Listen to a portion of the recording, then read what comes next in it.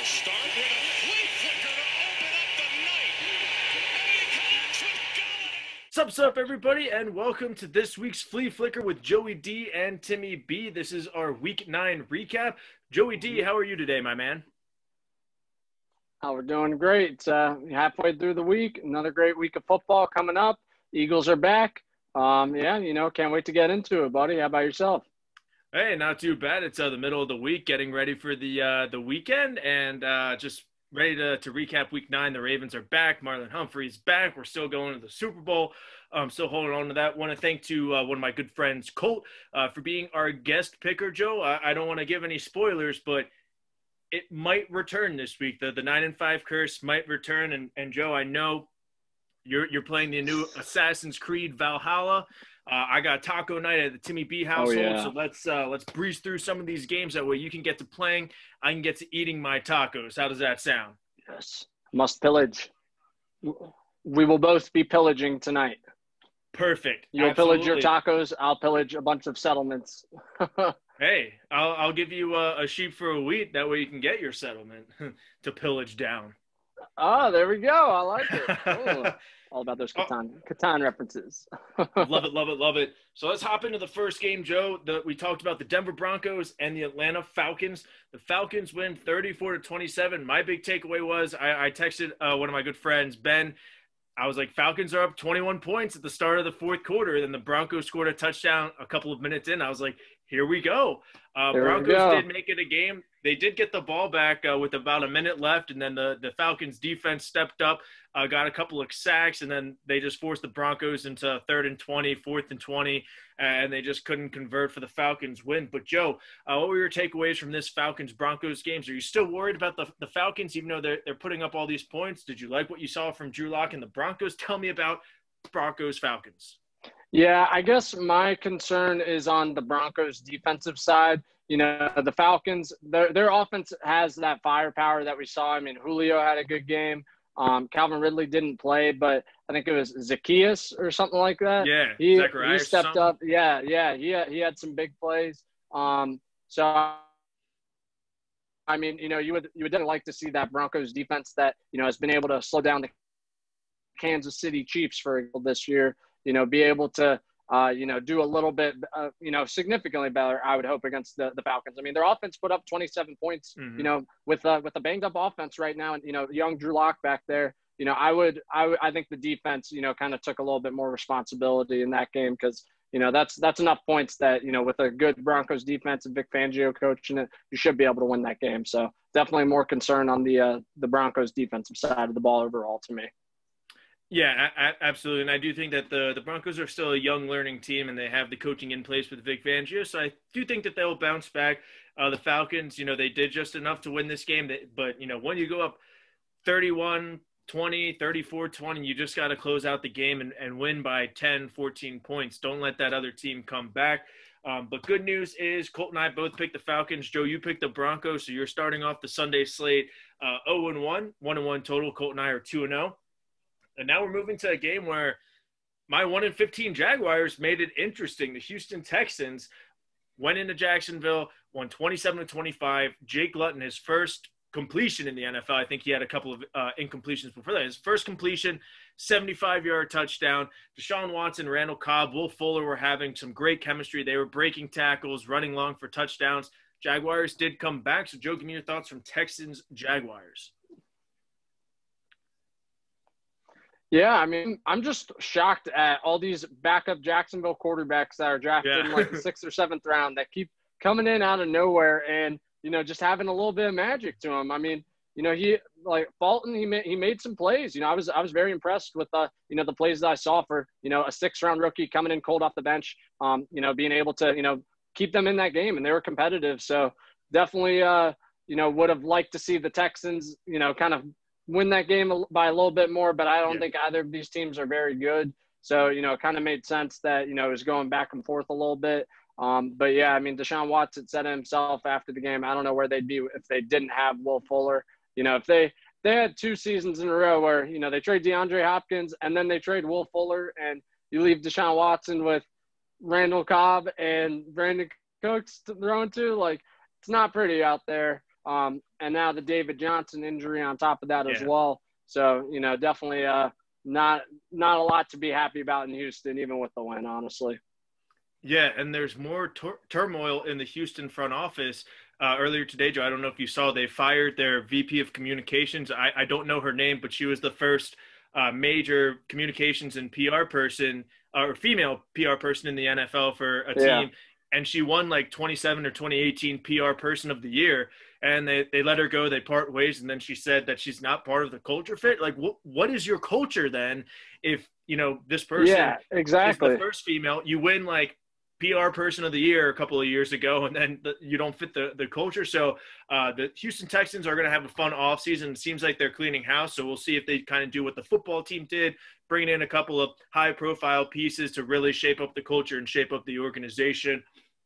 So that's something to keep an eye on. And the next game, Joe, this was a lot of fun to watch, and the Panthers almost beat the Chiefs on the road. Chiefs win 33-31. They sent out Joey Slye for an absurd field goal again. This one actually had the distance, unlike his field goal against the Saints a couple of weeks ago. However, it was very wide right. But the Panthers and Teddy Bridgewater and Christian McCaffrey, hope he's okay again. He's likely out again on Sunday with another injury. But, Joe, Panthers, Chiefs, man, this was a fun game to watch. Yeah, it was really exciting. I mean, we talked about on the pregame show, the formula for the Panthers to win would be ball control offense. And, can that defense do enough? It's a young defense. That's kind of been their, not really their strength this year so far as they've been kind of coming together. And this was a really good game for them. Mm-hmm. I mean, they held Mahomes to, I think it was 2 field goals on their first 2 drives down there in the red zone. That's huge. I mean, the Panthers offense was getting touchdowns. They were taking a lot of time off the clock, and they were holding Kansas City at field goals. But you can only do that for so long against Patrick Mahomes and Tyreek Hill, who ended up going off. So, props to the Panthers for having a lot of fight to them. Very unfortunate to see McCaffrey going down with an injury once again. But unfortunately, that's just kind of the nature of the business at the running back position. I mean, those guys take so much contact every single play. So, I mean, they're more likely to get injured than anyone else. So it doesn't shock me. For me, that's why I don't spend high draft picks on running backs if I'm an NFL organization. But, to each his own. So definitely want to see him come back and healthy because the NFL is a lot more fun to watch with him on there. But a lot of good fight from the Panthers in this one. Yeah, absolutely. And I think it's just a shoulder injury. He was listed as day-to-day on Monday, and the report today is likely out. So it doesn't seem too serious, which is good. Maybe he just misses a week and goes to the final stretch. But, yeah, we said in the pregame show, and I said, I was like, this is how a young team gets some momentum. That defense, there's, no such thing as a good loss, but you got to hold your head up high after a loss like this to the Chiefs, saying, like, hey, if we got an incompletion here, an interception there, like this could have been a different ball game. We could have won. So hopefully they get that momentum saying, hey, like, we lost, but we have an offense that can put up 30 points. If we hold them to under 30 points, we're winning a lot of football games. So very excited to see what I'm coming out of Charlotte and the Carolina Panthers. And now, Joe, the game that decided it all between how we did this week, the New York Giants, Daniel Jones stays 4-0. Your stat still happened. The Giants can beat the football team. They win 23-20. This is Colt Nye's first loss, and we're all 4-1 on the week. So, Joe, I'll leave it to you, NFC East expert, Giants football team. Was there anything you like? I mean, there was that one fumble play. I mean, what are you taking from this game? Yeah, I mean, we talked about neither of these teams are very good. This is a team that the Giants have traditionally had a lot of luck against recently, and Daniel Jones has, been able to find success against. I mean, I don't think he turned the ball over in this game. I think he actually had a pretty clean game. And what do you know? The Giants won a game. So, that's the biggest thing. But, there's still a lot of concern with Daniel Jones right now. I mean, he's regressed a lot from last year. He's having trouble reading basic plays. What he's doing well is 4 verticals. So, if they want to run 4 verticals every play and, he'll figure out who to throw it to, maybe that works. But right now, it's not looking great for Daniel Jones. And then, the Kyle Smith injury on the Washington side, definitely significant. And, really exciting to see Alex Smith throw that first touch pass to Terry McLaurin since his injury. They're riding with Alex Smith over Dwayne Haskins, so now they're third starting quarterback on the season. Very exciting for Alex Smith, very telling for Dwayne Haskins and his future with the organization. It wasn't pretty, but both these teams are still in it, so we'll see what happens. Yeah, absolutely. I mean, not too much takeaways from this. I'm curious to see if Kyle Allen stayed in the game as the football team's quarterback, if he might have gotten a couple of extra field goal drives or a touchdown drive. But Alex Smith did a great job. That was an excellent pass to McLaurin for his first touchdown. Antonio Gibson starting to get the ball rolling. Yes, he did have that fumble, but he's starting to score touchdowns. He's starting to get more involved in that offense. So it's going to be interesting to see Alex Smith moving forward as the starting quarterback. And then in the future, are they going to draft another quarterback early on, or do they go the free agency route? I think they said that they're not sure if their franchise quarterback is on the current roster. So very interesting to see what the football team does in the offseason. Both teams are still in it. I would probably still pick the football team as over. well as the Giants. As well, yeah. Well, who knows with Dave Gettleman? Even if Gettleman is still we there. never know. Exactly. And I think that's the interesting thing about the Giants right now. Apparently, there's some talk about potentially trading Evan Engram, Dalvin Tomlinson at the trade deadline, and those didn't end up happening.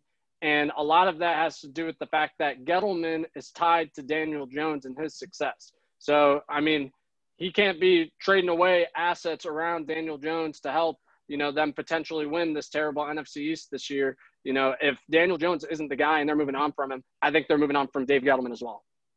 Yeah, and this is so tough too without Saquon, because he's the star player on that offense. If he was still playing this year, who's to say that they didn't beat the Eagles on Thursday Night Football, or they beat somebody else, this season, maybe that Bears game where he got injured. So, there are opportunities for this offense, and if you beef up that offensive line a little bit, not only can you let Saquon run next year, but you can let Daniel Jones actually sit back in the pocket, relax, and show everybody why he was the 6th overall pick. So, again, two teams and honestly the whole division to see what they do in the offseason with the NFC East. So, very looking forward to that. But, Joe, we're only halfway through the regular season, so let's just move on to the next game.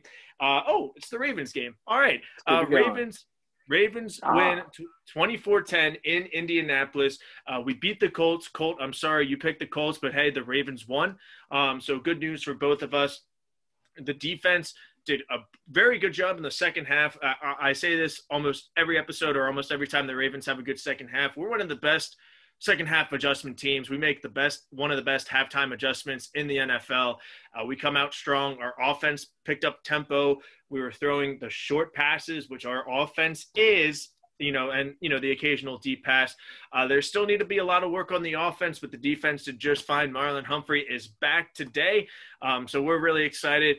Like we were saying, Phillip Rivers and that offense was they were running the ball a little bit. And then all of a sudden, come halftime, just dead. After that fumble and that fumble return touchdown, the Colts were, running down our throats. They were moving the football. It easily could have been 14-0, 17-0.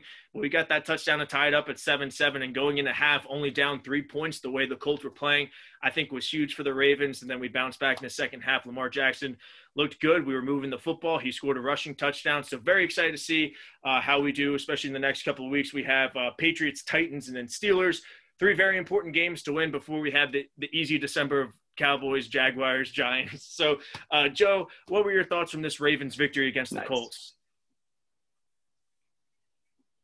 Yeah, the Ravens still without Marlon Humphrey, one of the top defensive units, and the Colts offense they just don't have playmakers that can make those plays against a good defense and help Phillip Rivers out. And I think that's just the biggest problem. They have a good O-line. Yeah, they have some guys that are producing in the run game. But when they need to make some plays down the field, or on third and long, third and medium, that's where they're struggling. I will say this: that Marcus Peters interception was definitely not an interception. I don't know how they got that wrong, but that was absolutely terrible. There's no way watching that in real time anybody thought that was an interception. I could not believe that it was ruled and confirmed an interception. That is the stupidest thing I've ever seen. So I never know what could have happened, but as a Ravens fan and somebody who bet Phillip Rivers to throw one interception, I think it was an interception. There's no doubt about it. Now, when we threw the challenge flag, I was like, absolutely not. But then, if you see the replay, I really don't think it was.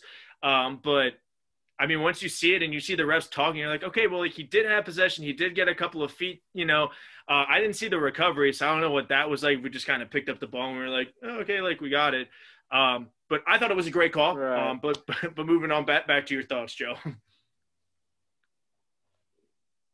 Yeah, I mean, that's pretty much it. I mean, the Ravens are the better team right now. The Colts defense, they did some good things in the pass game.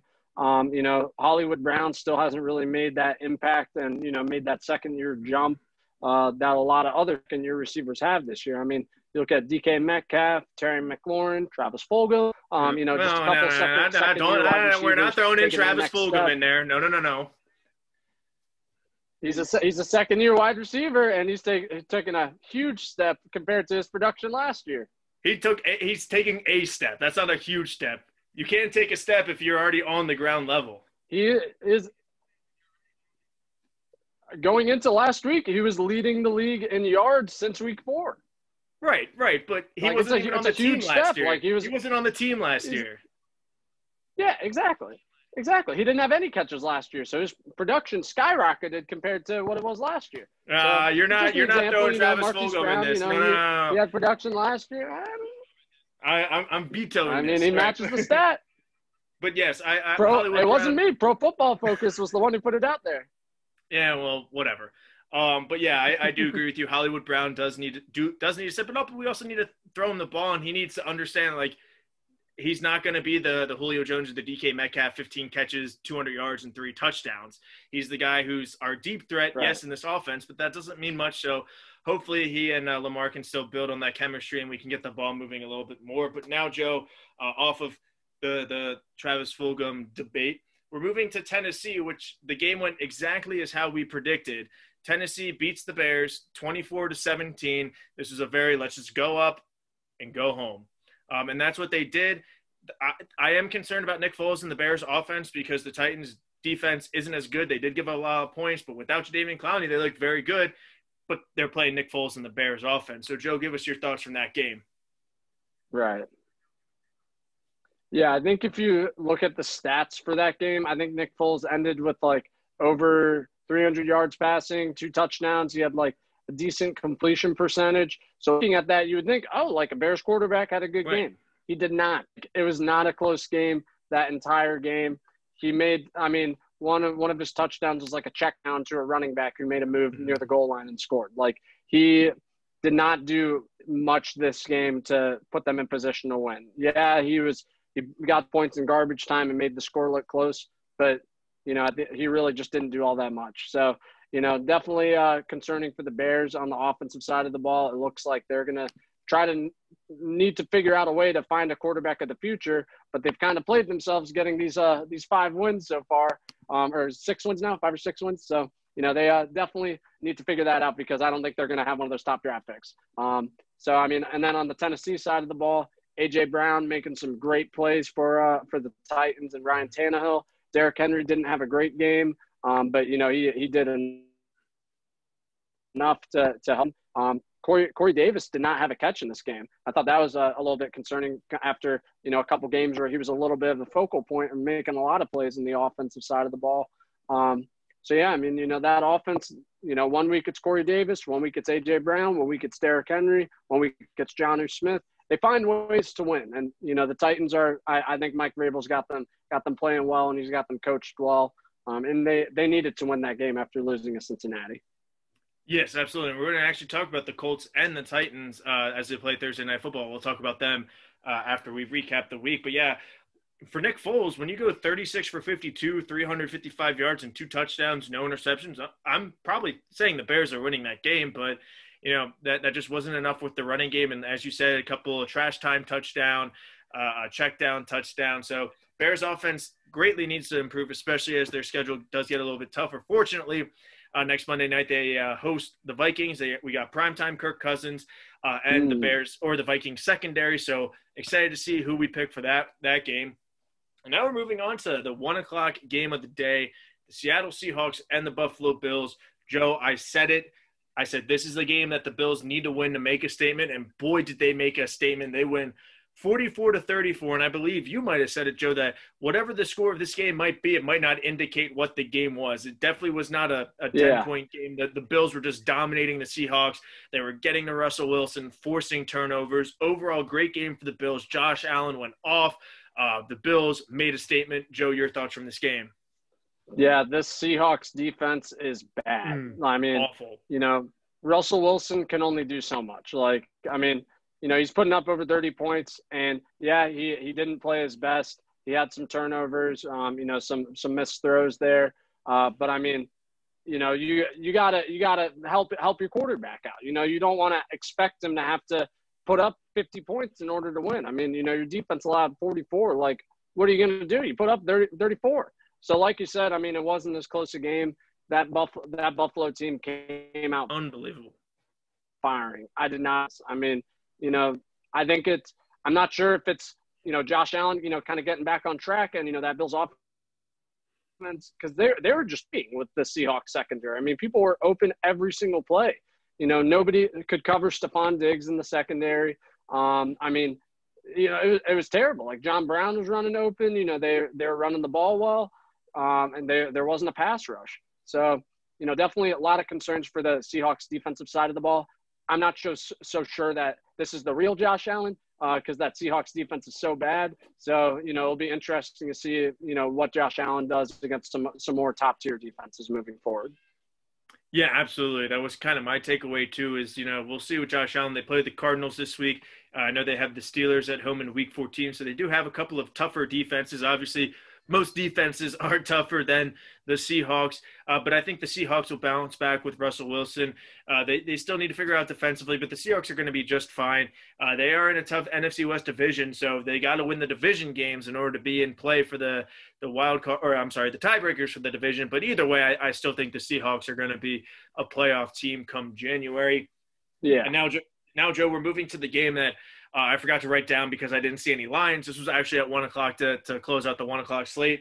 Dalvin Cook just runs for over 200 yards again, or 180, 190, 200 yards against the Lions. Vikings win 34-20. Once again, we saw why the Vikings, paid Dalvin Cook and are trying to limit Kirk Cousins throwing the football because it works. Mm-hmm. Joe, any thoughts from this Vikings-Lions football game? Not really. I mean, we weren't sure if Steph was going to play when we did the last podcast on Saturday. I think a couple hours after we did it, and that's when it got announced that he was going to play. So I was like, maybe, but no, I wanted the Vikings. I'm going to stick with them. So yeah, I mean, even with Stafford there, they just couldn't really get enough going. I mean, no Kenny Golladay. That run game is just, not good for Detroit. I don't know what it is. I mean, they've tried to beef up their offensive line. They spent a high draft pick on DeAndre Swift and Kerryon Johnson. They brought in Adrian Peterson. I just don't get it. Like, that run game, no matter who's coaching, no matter who's there, it's just not successful. So, it's tough, and you've got to be able to run the ball in this league to be successful. You can't expect your quarterback to throw every single play and be able to get out of there with the win. So, the Lions are just very unbalanced in that regard. And the Vikings were kind of unbalanced in the other regard. They were able to run the ball successfully throughout the whole game.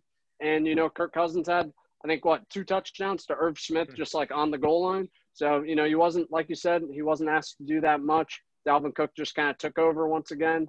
And I mean, if Cook keeps cooking like this, the Vikings are hard to stop on the offensive side of the ball, because what Kirk Cousins can do well is play action.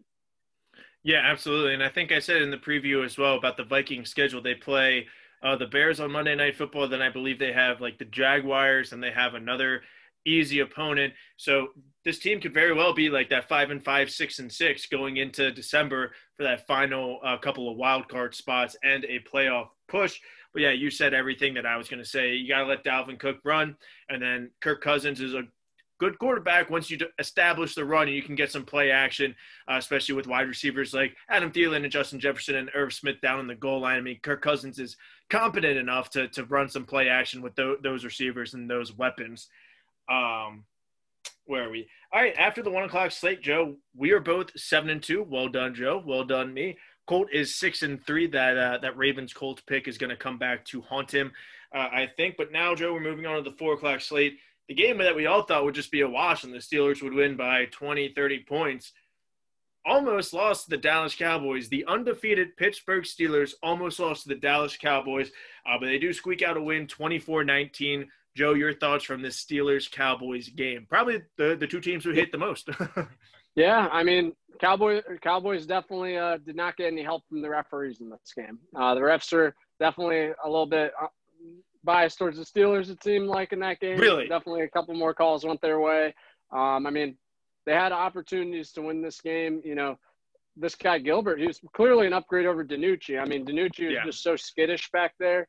And Gilbert was making some plays with his legs, keeping the chains moving, hitting CeeDee Lamb downfield, Michael Gallup as well to move the chains. Amari Cooper, I think, had a big play, and I think he went out. Did he get hurt in that game, I want to say? I don't think he did. I'm not sure. Maybe I'm confused. I don't know. But, yeah, I mean, you know, the Cowboys were able to move the ball against the Steelers' defense, which I don't think anybody expected.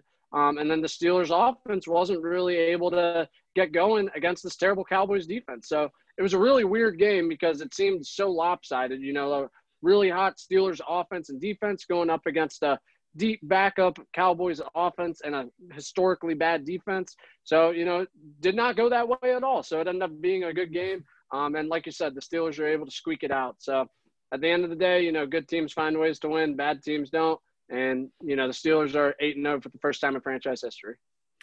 Yes, congratulations to them for doing so. For going 8-0. It's, you know, it's not an easy feat. I would be worried if I'm a Steelers fan. You almost lose to the Cowboys.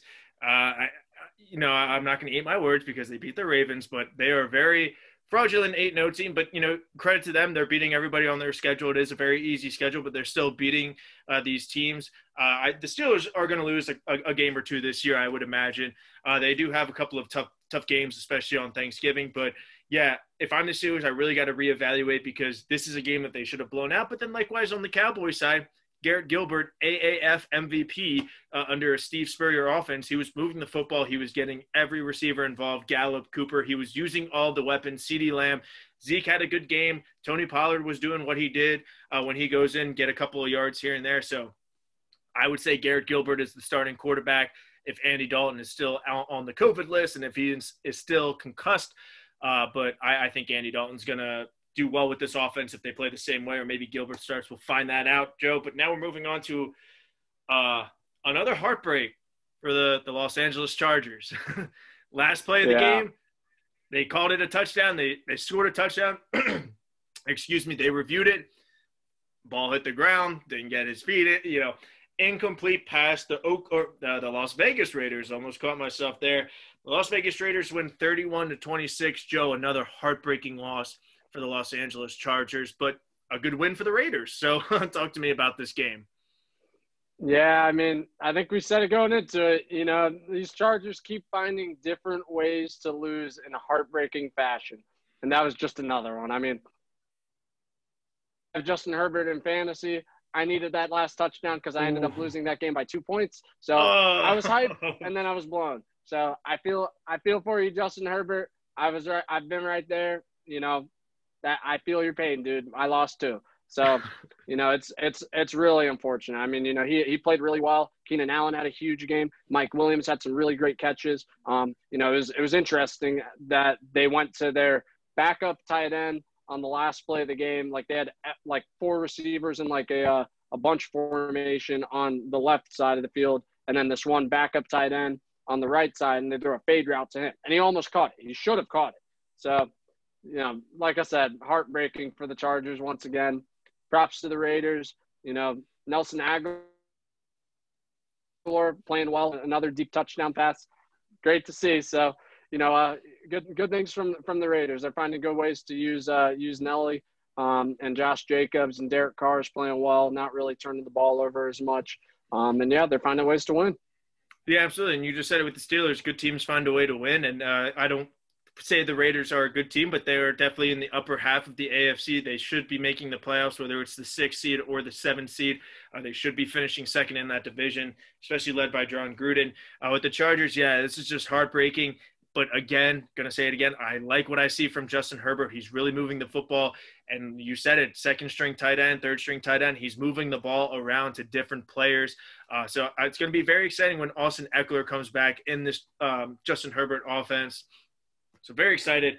I picked the Chargers, so I was heartbroken as well. This was my game to catch back up to you guys, or at least stay on pace with you. Joe, you're 9-2. I'm 8-3, and so is Colt. You guys both picked the Raiders, so congrats on that. And now we're moving to Tua versus Kyler. Wow, what a football game. Yeah. Zane Gonzalez misses he was short on a 49-yard field goal to tie the game. But there was like a minute 40 left, and I think the Dolphins had a timeout as well. So I think Tua would have definitely gotten them in a position to win the game with the field goal. But Joe, man, I'll let you go. Tua versus Kyler. What were your thoughts from this game? 34-31 Dolphins. It was a great game. Super exciting to watch. I mean, how about this Dolphins defense scoring another touchdown? Was that like Emmanuel Ogbah? He has just taken like such a step. I mean, he was a second-round draft pick a number of years ago, and I think this is the third team that he's been on. I want to say he's been on the Bucs and then the Browns and now the Dolphins, and he's just really taken a huge step, making a lot of plays there on the edge. This is just legit. Like, I think that's just what we have to accept at this point. Like, this Dolphins defense is the number one scoring defense in the NFL, and it's for a reason. Like, it's not a fluke at this point. This is against good offenses. I mean, who did they shock us with like the other day? Was it the Seahawks? Who? Or was it the Dolphins? Who did they beat like before the Cardinals that surprised a lot of us? They beat Dolphins. Where are you? They beat the Rams last week. They beat the Rams. Yeah. There we go. Yeah. So I mean, that's another like good offense that is has a lot of players there, and the Dolphins defense did a great job against them. So I'm really impressed with what I've seen there. Tua, I think, made some of those plays on Sunday that showed you why they took him number 5 overall. I mean, some of the like that one escape where he picked up the first down, escaping the collapsing pocket and scrambling for the first down. I mean, I know Ryan Fitzpatrick is athletic and can, make some run around back there, but I mean, Tua is just so much faster and so much quicker. So I mean, that's nobody else but Tua or like Kyler or Russell Wilson or Lamar, are making those plays. So I think that we're seeing more of why they decided to go with Tua. This is what they want to see out of him. This is what they need to see. This is a statement win. On top of that Rams win last week, this Dolphins team is legit and could sneak into the playoffs here. Yeah, absolutely. I think I was reading today, ESPN FBI predicts them at 9-7 or 10-6, which would put them in the playoffs, I think it said. So very excited to see. I love what I saw still from the Cardinals and Kyler Murray in that offense. Even though in a losing effort, they're going to be just fine. They're still 5-3, I think, so they're going to be A-okay moving in to a division race in December as well as a wild card spot. But, man, Tua and the Dolphins look great. This was what I was talking about in the preview. From last week, Tua was like, 10 for 20, 100 yards, and a touchdown interception. This week, he stepped it up, 200 yards passing, a couple of touchdowns. So I'm very excited to see what I see from Tua, and hopefully this is the answer. We'll see in the next couple of weeks if he is, because they got a lot of early picks. I mean, they're going to have a top 10 pick likely from the Texans, and if they make the wild card lose, they'll be around 20. So there's a lot of ways you can move around, get flexible. They can get some more offensive linemen. They can get another solid defensive piece. Brian Flores might be coach of the year. I definitely think he'll be in the running along with somebody like a Mike Tomlin or even a Cliff Kingsbury. So very excited to see from the Dolphins and Tua, and can't wait to be watching their next couple of games. And now, Joe, we're moving to, I don't want to say it was a shocker, but the Saints win 38-3 on Sunday Night Football. That is a little bit of a shocker. I mean, right from the get-go, the Buccaneers' first play, Cameron Jordan got in Tom Brady's face, forced an errant throw. I think he tipped it as well, right in the face, and then that set the tone for the rest of the game. Drew Brees was moving the football. Wide receivers were wide open for the Saints, scoring some touchdowns, and the Bucs just couldn't get it going, even with Antonio Brown on the field. But, Joe, we all picked the Buccaneers, so you got to tell us, what happened in this game, 38-3 Saints. Jeez, yeah, I mean, all the experts picked the Buccaneers, so I don't feel as bad, but We are experts. Louise, That makes sense. Yeah. That's what I'm saying. That's what I'm saying. So yeah, I mean, like I was shocked. I mean, the Saints defense just came out to play and just Tom Brady never got going. I mean, there were some missed opportunities there, some miscommunications. But I mean, Marshawn Lattimore shut down Mike Evans once again. He called him out after the game too. He's put him on clamps the last few times that they've played. And nobody else really stepped up. I mean, Chris Godwin didn't do much. Antonio Brown didn't do much. The run game wasn't going. And then on the offensive side of the ball, like you said, people were running around wide open for Drew Brees. And he was just able to kind of pick that defense apart. I think that having Michael Thomas back in the lineup and, him being that number one wide receiver for the Saints, coverage then rolls his way. So a guy like Emmanuel Sanders is able to actually have him now that he's not receiving all of that attention. So a lot of good things to see from the Saints. I thought that was a statement win for them, puts them right back in contention to win that division. And I mean, it's going to be really interesting to see how it finishes out. Cause I mean, right now, like, some of the best teams in the NFC, like the Buccaneers, the Seahawks, the Saints, like all of them have, they have holes and they've, all shown that, some weeks it's all clicking, some weeks it's not. So, it's going to be really interesting to see how this NFC playoff picture shapes up and then how it goes.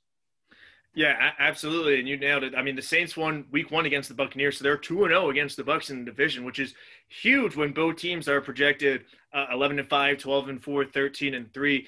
Like we'll see with the Steelers and Ravens after our Thanksgiving game. I mean, the division is not out of the question for the Ravens or the Buccaneers still, but if you go down 0-2 to your opponent, it's going to be a lot tougher. And you said it, Joe. The Seahawks, the Packers, the Buccaneers, even the Saints, they've shown they're vulnerable. They are vulnerable, we'll say that. And I think part of that is spoiled too, because last year we saw the Ravens go 14-2 and just run through everybody. 2 years ago, we saw the Chiefs, and we still are seeing the Chiefs just run through everybody to 13-3, 14-2, even this year with the Steelers. So like in the NFC, there's just not that team that's just going out there and dominating each and every week. So it's going to be a lot of fun to see how this comes down in December, as well as, the first couple of rounds of the playoffs, because, the Seahawks might win the division at 11-5. The Cardinals might also be 11-5, and likewise the Saints and Bucs could both be 11-5. So you might see 2 11-5 and 10-6 teams playing wild card weekend, and at that point it's anybody's game. And it's going to be interesting to see the fight for the 5 seed in the NFC to see who gets to play the Eagles or football team in wild card weekend. But as you said, Joe, get to January and anything can happen. Oh yeah, just need an invite to the dance, baby. And speaking of January, Monday Night Football, Joe Flacco against the New England Patriots. I said it in the Facebook post promoting this video, is that I picked the Patriots unaware that Joe Flacco was the starting quarterback. I wish I was able to change my pick, even though the Jets lost 30-27 on a last-second field goal by Nick Folk and the New England Patriots. Joe Flacco looked great, way better than Sam Darnold. You can tell maybe Adam Gase was upset. Maybe that's why he put 12 men on the field on that field goal, because the Jets are in tank mode. But, Joe, 30-27 Patriots. What was your takeaway from the Patriots coming back, scoring 10, 13 points in the fourth quarter to take this win away? Just that the Patriots are not as good a team as they have been and not as good a team as we expected them to be or thought that they were after the first few weeks. I mean, it's the New York Jets. Like, they are the worst team in the NFL right now, like definitively. And they were losing at halftime. They had to come back to win this game. Joe Flacco had a great game. I mean, he was dropping some dimes deep, that he looked like classic Joe Flacco, with the fist pump after the touchdown pass. I saw him on the Ravens doing that. So, fun to watch. Definitely brought the memories back. But I mean, props to Cam Newton doing what he had to do to will them down the field. And Jacoby Myers having a really good game for New England, really stepping up, having, I want to say, like 10 catches, 160 yards, something like that. So, I mean, definitely, some good things to see on the New England side of the ball. But, I mean, 10, like, you did great against the Jets, kid. That's awesome. Let me see you do that against somebody who's an actual competitive team. Right. Yeah, absolutely. And It's only going to get tougher for the Patriots on Sunday Night Football. They play this team called the Baltimore Ravens. I don't know if you heard of them, Joe, but Quality. yeah. So it's going to be a fun game to watch. The Ravens will probably win that one. But yeah, that wraps up Week 9 of the NFL season. Joe, you won Week 9. Congratulations. You went 10-4. I went 9-5, and the curse is back. I alluded to it earlier in the episode. Colt also went 9-5, so welcome to the gang, Colt. We'll send you a jacket once we get super, super famous and we can get them made for free. So we'll send you the 9-5 club jacket. But Joe, what were your final thoughts from Week 9 of the football season before we hop quickly into Week 10 Thursday Night Football?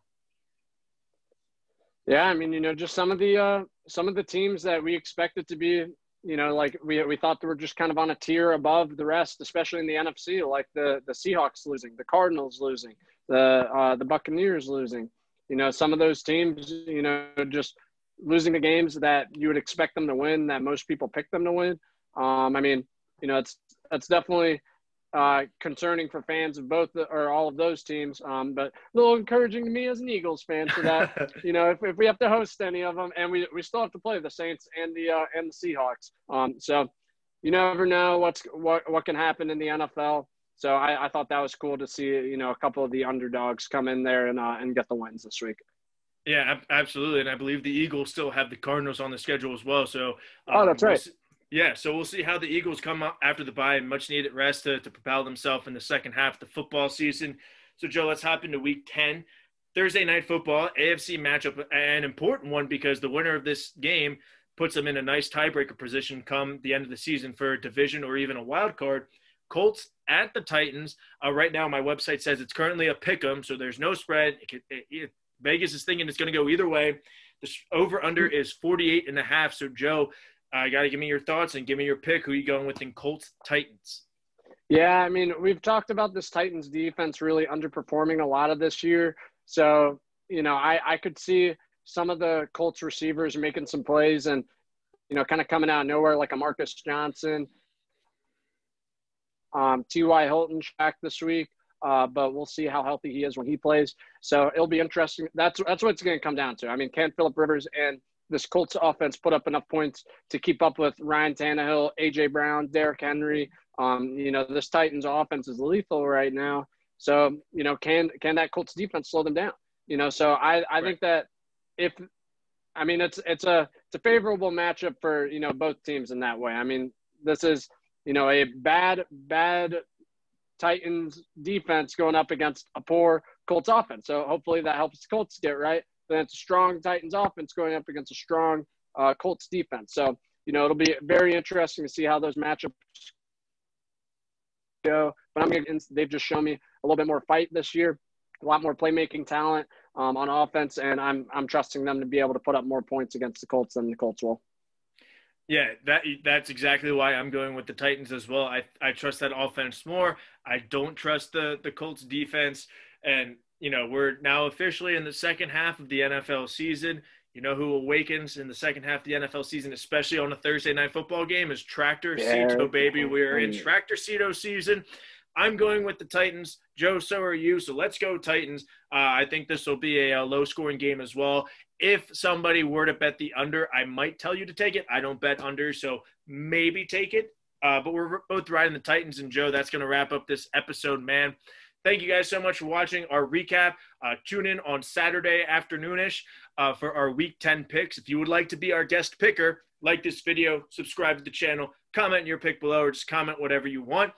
Joe, another great week. You go enjoy some Assassin's Creed Valhalla. I'll go enjoy some tacos, and everybody have it just as good as a night as we are.